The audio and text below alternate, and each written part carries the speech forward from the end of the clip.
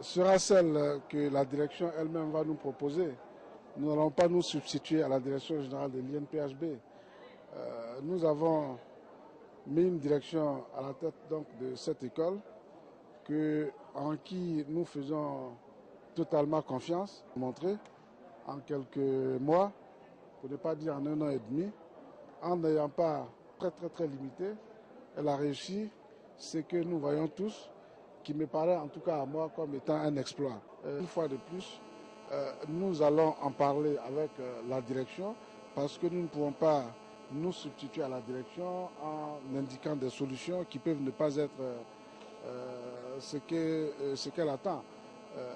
Qu'il s'agisse des logements des étudiants ou du logement des enseignants, nous attendons de parler avec la direction. Sachez tout simplement qu'il y a des solutions, parce qu'un problème qui n'a pas de solution n'est pas un problème. Il y a des solutions.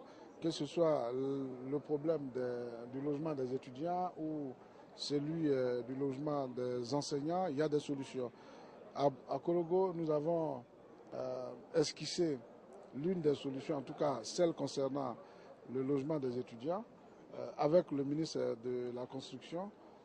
Nous avons parlé donc de construction de logements par les promoteurs qui ont, il y a quelques jours, pris leur lettre. Je crois que c'était à une cérémonie à laquelle vous avez certainement assisté, pour pouvoir faire les opérations de construction de logements sociaux. Avec le ministre Sanogo, nous envisageons donc de construire des résidences universitaires pour les étudiants à loyer modéré. On peut envisager exactement la même chose à Yamoussoukro ici pour les étudiants de l'INPHB, d'autant plus facilement que nous avons environ 2300 hectares. 2300 hectares, en tout cas c'est la superficie qui nous a été indiquée comme superficie attribuée à l'INPHB et nous sommes en train de faire ce qu'il faut pour approprier donc, tout cet espace. Et sur cet espace, on pourra donc construire ces logements, aussi bien pour les étudiants, mais aussi pour les enseignants. Il y a quelques semaines, lorsque la direction générale a sollicité 1,250 milliard pour procéder à quelques investissements, le gouvernement, je l'ai dit dans la salle, a donné ce 1,250 milliard, j'allais dire presque avec enthousiasme.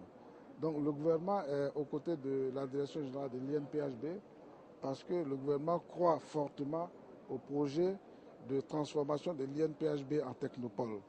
Et le gouvernement croit que la direction qui est actuellement en place est capable de porter ce projet. Nous avons voulu mettre l'accent sur les établissements qui étaient fermés.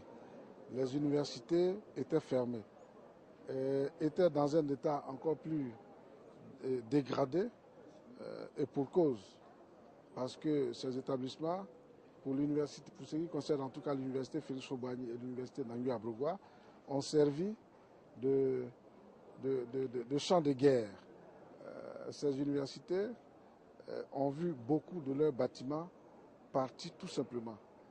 Donc, ces universités étant fermées, nous avons voulu commencer par elles en faisant les travaux de réhabilitation. Évidemment, nous n'avons pas oublié l'INPHB. Nous n'avons pas oublié l'INPHB. Je crois que la première chose qu'il fallait faire à l'INPHB, c'était de lui trouver une direction. Parce que l'Institut n'avait pas de direction. C'était le premier acte de réhabilitation de l'INPHB. Et donc nous avons procédé à ce premier acte de réhabilitation en mettant à la tête une direction. Aujourd'hui, cette direction est en train de faire ce qu'elle fait. Nous sommes tous fiers, elle a dit, du travail que cette direction a fait.